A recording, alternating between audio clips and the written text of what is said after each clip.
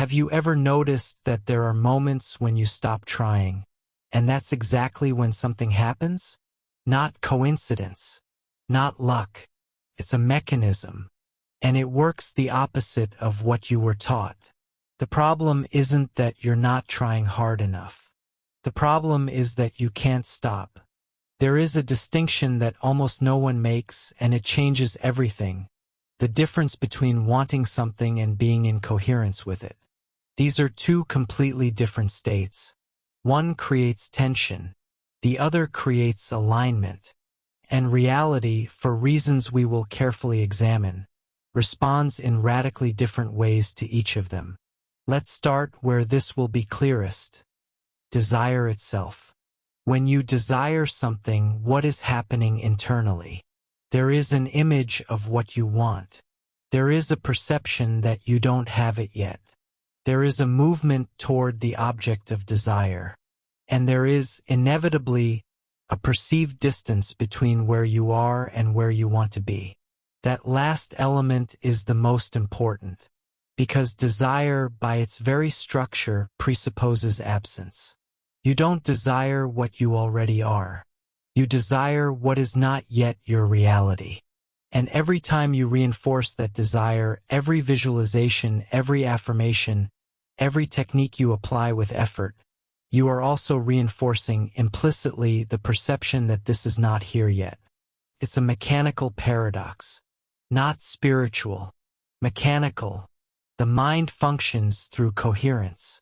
It organizes perception around the patterns it recognizes as true, not as desired, as true. And when you intensely desire something while internally believing it is still far away, you are creating a state of incoherence, a conflict between what the mind is projecting into the future and what it recognizes as real in the present. And that conflict has a very specific effect on behavior, on decisions, on what you perceive in the surrounding environment. It acts as a filter. You begin to see the world through the lens of absence. And everything you encounter confirms that absence. This is not metaphor. It is the basic functioning of human perception. Let me show you this from the inside. Amelia was 34 and worked as a designer. She wasn't someone in crisis. She was functional, competent, someone who had read the books, applied the techniques, tried to manifest consistently for nearly 3 years. She did visualizations every morning. She wrote in a notebook what she wanted to create. She monitored her own emotional state. And the more she tried, the more she felt there was an invisible wall between her and what she wanted. One afternoon in October, she was sitting in a chair in the hallway of her own studio, waiting for a call that had been delayed 40 minutes. She remembers resting her forehead in her hand, a gesture of someone who yielded, not gave up, and thinking, almost without intention, just let it be. It wasn't a technique. It wasn't a philosophical decision. It was exhaustion reaching a specific point. And she described what happened next not as a revelation. She described it as silence. The mind went quiet. There was no longer an image of what she wanted.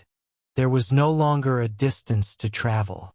There was only that hallway, that chair, that wall with a pale mark at the height of the light switch. In the 3 months that followed, 3 situations she had tried to create for years organized themselves without her having taken any dramatic action. A professional connection emerged from a conversation she hadn't planned to have. A project that had stalled for months moved forward from a simple decision she made without resistance. And a relationship that had ended badly, it didn't resolve, but it stopped consuming energy in a way she couldn't explain. Amelia didn't interpret this as magic. She interpreted it as something changed in my starting point, and reality reorganized around that. What changed wasn't effort. It was the internal state from which she moved. Now let's examine this mechanism with precision. What is the quantum field, from the standpoint of consciousness, not simplified theoretical physics. There is a tendency to use quantum physics as a spiritual metaphor, and this frequently generates more confusion than clarity. So let's be careful here. What quantum physics has demonstrated, and this is fact, not speculation, is that at the subatomic level, particles exist in states of superposition until they are observed. Observation collapses the superposition into a defined state. The act of measuring, of observing, interferes with what is measured. What this has to do with consciousness and reality at the macroscopic level is an open question. There is no scientific consensus on this. Anyone who tells you there is, with certainty and details, is oversimplifying or fabricating. But there is something that is observable without needing quantum physics. The observer's internal state changes what they observe, what they perceive as possible, and consequently what they do, how they do it, and with what kind of openness or resistance they meet the environment. This is not metaphysics. It's psychology. It's neuroscience. It's verifiable behavioral pattern. And when we use the expression quantum field in this context, we are talking about something more precise than it seems, the set of possibilities that have not yet collapsed into defined reality. The space before form. What exists as potential before becoming fact. That field, whether you want to call it quantum field, possibility, potential, perceptual environment, responds to the state of the observer. Not because it is mystical, because the observer is part of the system. You are not separate from the reality you are trying to influence. You are inside it. And the state from which you move determines what you can perceive, what you can access, the connections you can make. And the state that maximizes this access is not intense desire. It is what we are calling 0 point, the neutral field, absolute internal silence. Why silence? Not because silence is spiritually superior, because silence is functionally different. When the mind is in intense desire mode, it is in a state of high activation. There is a narrative being processed constantly. What I want, when it will happen, why it hasn't happened yet, what I need to do differently. This narrative consumes processing. And what it consumes is not just attention, it is perceptual openness. A mind occupied with its own narrative perceives less of the environment. Not metaphorically, literally. Studies on selective attention demonstrate that when we have our focus narrowed on a specific objective, we filter out enormous amounts of information that are available in the perceptual field. This has a technical name: inattentional blindness. You don't perceive what you're not looking for.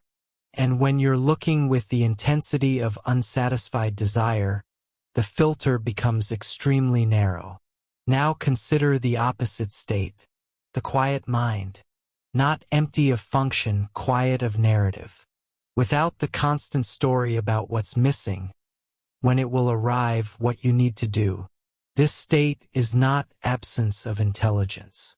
It is intelligence without noise. And in this state, the perceptual field expands. You perceive connections you weren't seeing. You find information that was available but invisible. You make decisions with less interference from reactive emotional states. You act from a clearer place. This is the mechanism. It is not magical. It is functional. The field responds to silence not because silence is sacred, but because the mind in silence can perceive the field. The mind in intense desire is so occupied with what it wants that it cannot see what is available. Let's deepen this, because there is a layer that most approaches to manifestation completely ignore.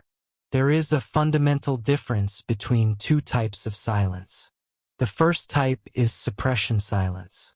You are trying not to think about something. You are practicing a technique to quiet the mind. You are monitoring the internal state to verify whether you have reached silence. This is not real silence. It is managed noise. The mind is still active. It is active trying not to be active. The second type is absence of identity silence. There is no longer the character who is trying to manifest. There is no longer the self that desires. The narrative was not suppressed. It simply was not being produced in that moment. This second type is rare. It is also the only one that produces the effects we are discussing. And here is the paradox that makes all of this difficult. You cannot try to reach the second type. The attempt is already the first type. Any conscious effort to reach absolute silence automatically becomes more noise, the noise of someone trying to be quiet. This is not a spiritual trap. It is a structural observation about how the mind works. So the question becomes, how does someone reach real silence without trying to reach it? And the answer is counterintuitive enough to deserve careful attention. You don't go to silence. You remove what was preventing silence from being recognized. Silence is not a destination. It is what remains when noise is unnecessary. This completely changes the structure of practice. If silence is the natural state that emerges when noise is unnecessary, then the question is not, how do I reach silence? The question is, what is generating the noise? And the answer, when you look honestly, is almost always the same. An identity that needs a specific result to feel complete. It is not the desire itself that generates the noise. It is the identity built around the desire. It is the character who has become someone who still doesn't have this, and who organizes all perception, all behavior, all internal narrative around that incompleteness. While that identity is active, silence is not possible. Not because you are incapable, but because identity is literally the process of generating the narrative. While there is a self that wants and is waiting, there is thought. And where there is thought, there is no real silence. Most manifestation practices err exactly here. They ask you to add more content to your current state. More affirmations, more visualizations, more intention, more anticipated gratitude. But adding content to a mind already overloaded with narrative does not dissolve the narrative. It only adds layers. What dissolves the forcing identity is not more technique. It is observation without identification. There is a distinction that needs to be made here, because observation without identification can sound like just another sophisticated spiritual practice. It is not. Observation without identification is what naturally happens when you perceive thought as thought. Not as reality, not as truth, not as you. It is the moment when you realize, I am having this thought, instead of, this thought is what is happening. You have already experienced this. Not as technique, as an accident of consciousness. A moment when you saw yourself from outside for an instant. Observed your own reaction as if it belonged to someone else. Noticed that the state you were having was a state, not reality. In those moments, what happens to the intensity of desire? It falls. Not because you lost what you wanted, but because the perceived distance between you and what you want temporarily ceased to be real. And in that specific moment, in that crack, the perceptual field opens. It is not magic. It is what happens when the nervous system exits threat mode and enters broad perception mode. It is what happens when the scarcity narrative is suspended and the mind can see what is truly available. Now let's examine why constant effort produces the opposite effect to what is intended. When you are in intense effort mode, trying to manifest, trying to change, trying to reach some result, what you are communicating to the nervous system is that the current state is insufficient and there is danger in not reaching the desired state. This is not interpretation. It is what effort signals biologically. Effort is the response to a perceived obstacle. And when the nervous system perceives an obstacle, it enters problem-solving mode, which is a specific form of perceptual contraction. Perceptual contraction means narrowed focus, more rigid thinking, less access to peripheral possibilities, more reactivity to threats, less creativity, less behavioral flexibility. This is exactly the state that prevents reality from organizing itself in new ways. Not because the universe is punishing you, because you are biologically in a mode that reduces your capacity to perceive and act on possibilities that are available. Effort creates the obstacle that justifies more effort. It is a loop, and most people who are stuck in it don't perceive the loop. They only perceive that they are trying very hard and the results aren't coming, which justifies trying more. The way out is not to try more intelligently. It is to recognize the loop as a loop. This is where the concept of conscious non-action becomes precise and is frequently misunderstood. Non-action is not passivity. It is not a belief that you don't need to do anything. It is not abandonment of goals or practical effort. Non-action, in the sense we are exploring, is action without the layer of anxiety about the result. It is movement without the constant story of what happens if you don't get there. It is work done from internal coherence, not from the need to compensate for a perception of incompleteness. The practical difference between action with anxiety and action without anxiety is not visible from the outside. The same actions, from the same place with the same intelligence, but from within, there is a radical difference. And that difference changes the quality of decisions, the perception of opportunities, the response of people around you, the openness of the environment. You have experienced this too. Moments when you were so present in what you were doing that the result seemed secondary.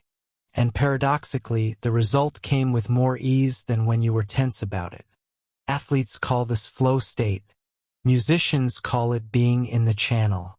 Creative workers call it when the work flows by itself. All are describing the same state, action from the absence of anxious identity. It is not a mystical state.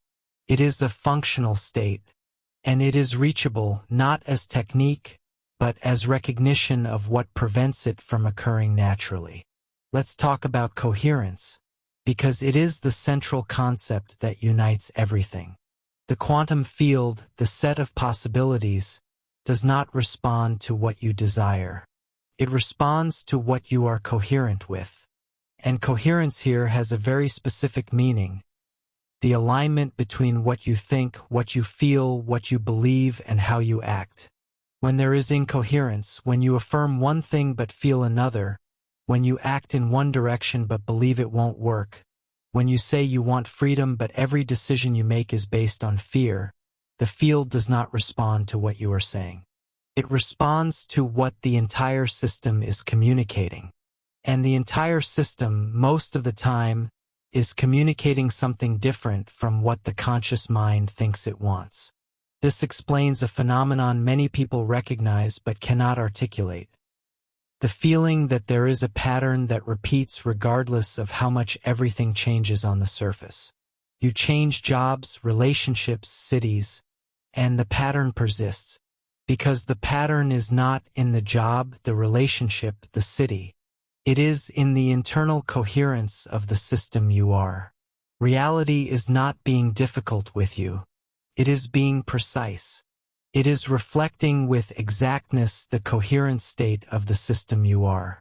This paradoxically is good news, because it means real change does not require the external world to change first. It requires the internal state to be genuinely different, not performatively different but structurally different. And the internal state that produces real coherence is not enthusiasm. It is not forced certainty. It is silence. It is the neutral field, the 0 point, where there is no longer an identity that needs a specific result to be whole. There is a phenomenon that happens when someone truly reaches this 0 point, and it is worth describing with precision because it is. different from what most people expect. There is no euphoria. There is no sense of power.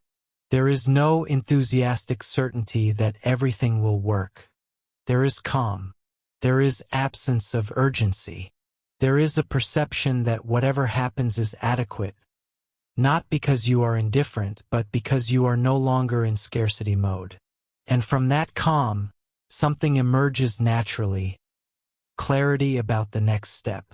Not about the final destination, about the next step. And that is enough. You don't need to see the entire destination. You need only the next clear movement. And the mind in absolute silence produces that movement with a precision that the mind in effort mode rarely achieves. Because the mind in effort mode is processing 1,000 variables: what could go wrong, what happens if it doesn't work, what I will think of myself if I fail. And all that processing consumes exactly the capacity that would be needed to perceive the next movement clearly. Silence is not absence of intelligence. It is intelligence functioning without interference. Now I want to examine something that is rarely discussed: the role of time in this process. One of the greatest sources of tension in any change process is the perception that time is passing and the result has not yet arrived. This creates a specific pressure that feeds back into the effort state. And the more time passes, the more pressure increases, the more effort intensifies, the more incoherence deepens. But there is an interesting observation about how time functions in relation to the internal state.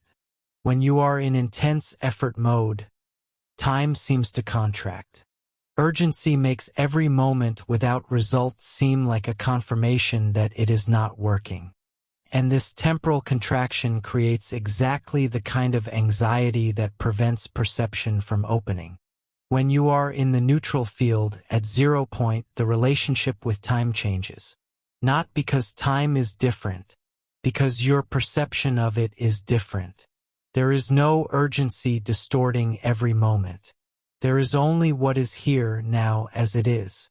And in this state, paradoxically, you perceive more possibilities in the present moment than when you were constantly projected into the future. Because the future you were trying to create doesn't exist now, but the seeds of the future are all in the present. And you can only see those seeds when you are present enough to perceive them. Manifestation is not an act of bringing the future into the present. It is the recognition of what is already available in the present. And that was only invisible because you were so focused on the future that the present had ceased to exist for you. There is a common resistance that arises when someone encounters this set of ideas for the first time, and it is worth addressing directly. The resistance is, but if I stop wanting, how will I create anything? It's a valid question, and the answer is that you are not stopping wanting. You are changing the structure from which wanting operates. There is a difference between preference and need. Preference is, I would like this to happen, and I will work in that direction. Need is, this needs to happen for me to be whole, to be enough, to be okay. Preference does not create incoherence. It is compatible with internal silence. You can have a clear direction without having an anxious narrative about that direction. Need, on the other hand, creates a dependence on the result that generates exactly the kind of tension we are describing. Not because wanting is wrong, but because need for the result transforms every moment without the result into a proof of inadequacy. And it is impossible to be in coherence when you are constantly feeling that you are not enough. What the null state dissolves is not wanting. It is need. And when need dissolves, what remains is a clean preference, a clear direction, action without tension. And this produces a completely different quality of movement in the world. I want to go deeper on something about identity, because it is the core of all of this and is frequently treated superficially. The identity we are discussing is not your personality, your values, your ability to relate to other people. That remains. What we are calling identity here is something more specific, the set of beliefs about what you are in relation to what you want. This includes, I am someone who still doesn't have this. I am someone who struggles to get what they want. I am someone who, when things seem too good, they disappear. I am someone who doesn't deserve ease. These are not conscious perceptions. You don't wake up in the morning and explicitly think these sentences, but they operate in the background of every decision, every perception, every interaction. And they create a specific form of coherence, a coherence with scarcity, with effort, with incompleteness. And the field responds to this coherence, not to what you consciously want, to what you are internally coherent with. The collapse of identity, what we call absence of identity, neutral field, is the moment when these implicit structures temporarily lose their force. And in that moment, what you are is no longer defined by what you don't yet have. You are simply what perceives, what acts, what is here. There is no distance to travel. There is no incompleteness to compensate. There is no narrative to sustain. And from this absence of narrative, something different becomes possible. There is an investigation, worth doing internally, not as technique, but as honest observation. Observe for a moment an area of your life where you are in intense effort mode. An area where you want a different result and are working toward it consistently, but feel there is an invisible resistance. Now ask, what is the story you tell about this area? Not what you want, the story you tell about why you're not there yet, about what needs to happen for it to change, about what it means that you haven't arrived yet. That story is the noise, not the external obstacle. The internal narrative you are producing about the external obstacle. And now ask something different. What would be available if that story simply didn't exist for a moment? Not if the problem were solved, if the story about the problem temporarily disappeared. You would likely perceive that there is more space than you imagined, that there are possibilities the story was blocking, that the next step is simpler than the narrative was making it. This is not positive visualization. It is the recognition that the story you tell about the situation is a layer that sits on top of the situation, and removing the layer reveals something different underneath. Let's talk about the reversal mechanism, the point at which the manifestation process, when poorly understood, begins to work against the person. There is a specific point in the process of any manifestation practice where the technique begins to reinforce the opposite of what is intended. It is when the technique becomes need, when visualization becomes dependence, when the affirmation becomes a sign that without it, the mind returns to a state of scarcity. This happens because any practice that is necessary to maintain a state reveals that the state is not genuine. It is maintained by effort. And what is maintained by effort requires constant effort. And constant effort is the state we are trying to exit. The genuinely useful practice is not the one you need to do in order to be okay. It is the one that occasionally reveals what was available all along. The difference is subtle but structurally enormous. If you stop your practice and immediately feel that you have lost access to something, that reality became grayer, more closed, that you return to a state of scarcity, this is a sign that the practice was serving as a substitute for the real state, not as a revealer of it.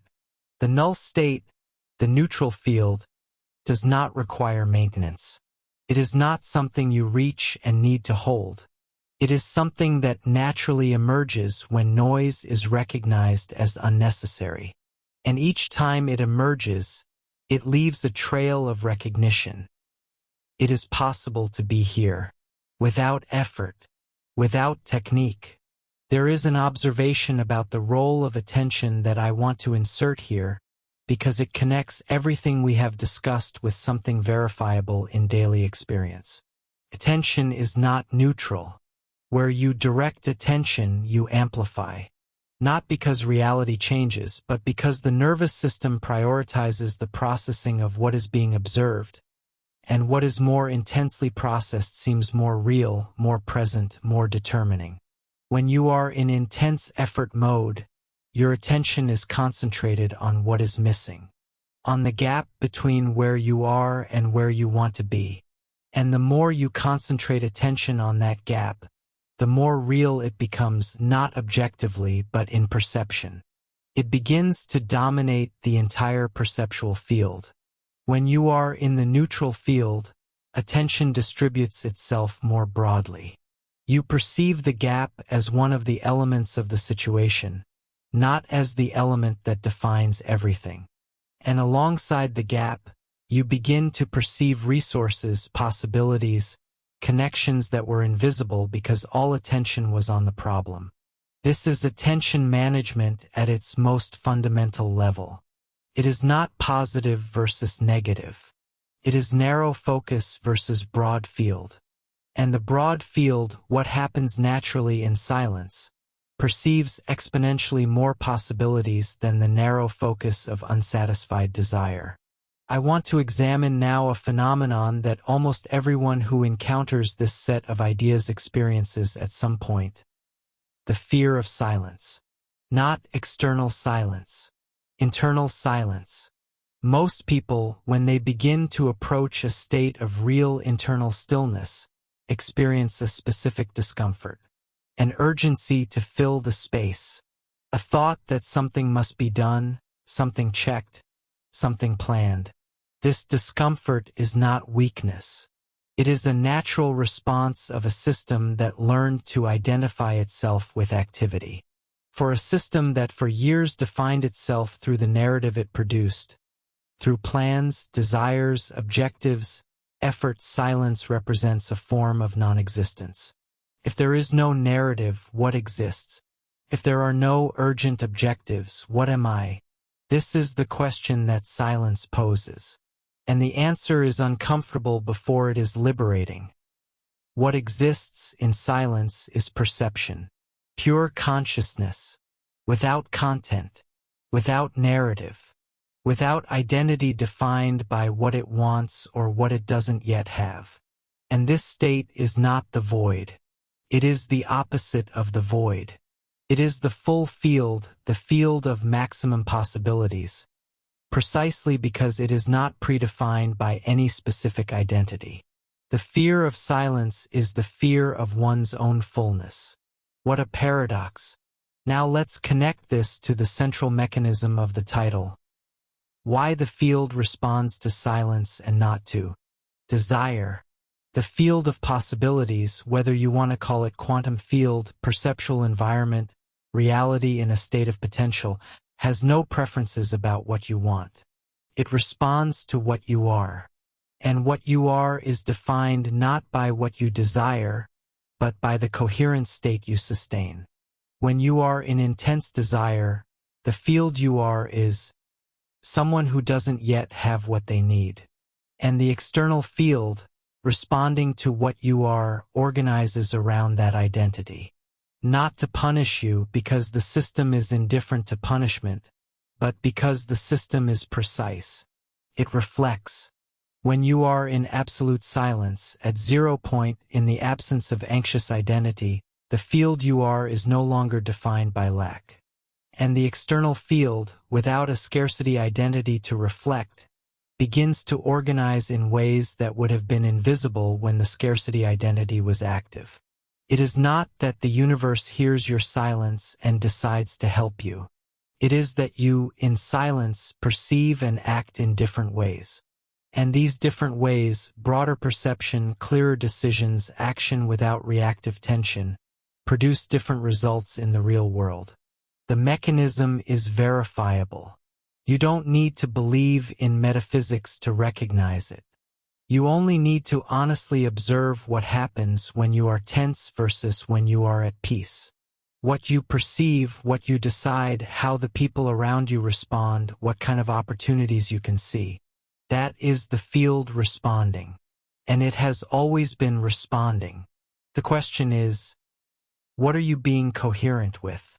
There is a specific transition point at which internal work begins to produce what we are calling genuine coherence.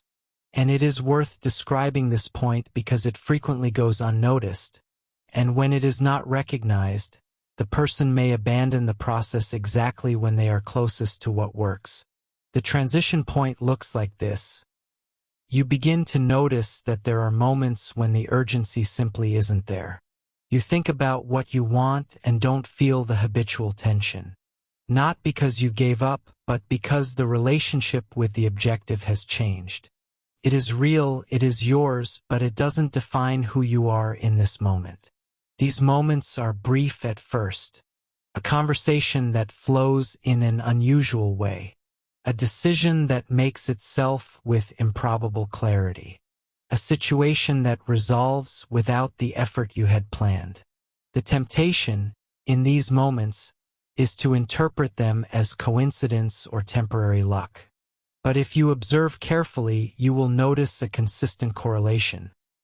These moments happen when you are, in some way, more internally quiet, less burdened by the narrative, more present in what you are doing. This is not coincidence.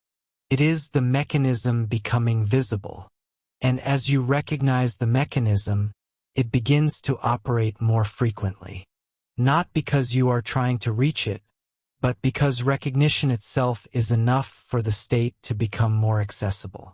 Let's talk about the nature of effort one last time, because there is a crucial distinction I want to make clear before moving forward.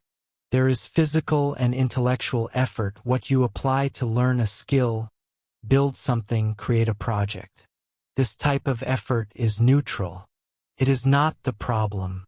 The problem is what we could call existential effort, the effort to prove you deserve it, to compensate for a perception of inadequacy, to force reality to confirm that you are enough. This type of effort is not productive. It is reactive, and it contaminates every action with attention that the environment perceives and responds to. When you act with existential effort, even correct actions produce different results than when you act from coherence. Because action with existential effort carries with it the signal that the current state is insufficient. And this signal is perceived by yourself, by the people around you, by the entire field of possibilities you are navigating. Removing existential effort does not mean working less. It means working from a different state. And that different state changes the quality of every action, every decision, every interaction.